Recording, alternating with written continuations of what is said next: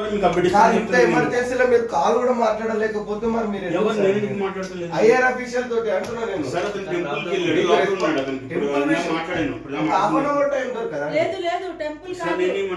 మనిషి ప్రాణం విషయం ఇదంతా.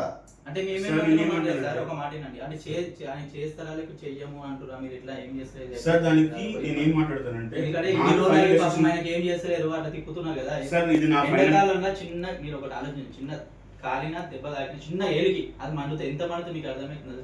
ఎంత చూసి కదా ప్లాస్టిక్ సర్జరీ అయింది అన్నయ్య, మళ్ళీ ఎట్లా చేయగలుగుతారు చెప్పండి, మీరే చెప్పండి. ఆలోచించండి మీరు,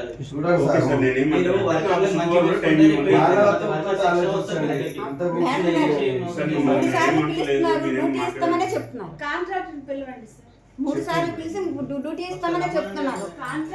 ఇంకోటి ఏంటంటే సబ్ కాంట్రాక్టర్ అంటే సూపర్వైజింగ్, అతను మాత్రమే ఈయనకి రెస్పాండ్ అవుతున్నాడు తప్ప అసలు కాంట్రాక్టర్ లక్ష్మణ్ అంట.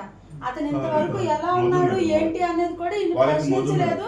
కనీసం ఇంటికి వచ్చి చూసే బాధ్యత ఉందా లేదా ఆ కాంట్రాక్టర్ కి? మనుషుల్ని తీసుకెళ్లేటప్పుడు ఏది అసలు కనీసం బేసిక్ రెస్పాన్సిబిలిటీ ఉండదా? అది లేబర్ ఆఫీస్ కంప్లీట్ ఇస్తాం కాంట్రాక్టర్ దాగండి, లేబర్ ఆఫీస్ కి వాళ్ళు మనకి రెస్పాన్స్ ఇవ్వకపోతే కాంట్రాక్టర్ ఏమంటున్నా రేపు మనం మంచి చూసుకుంటే మనకి ఏదో 10 మంది ఏం లేదు సార్.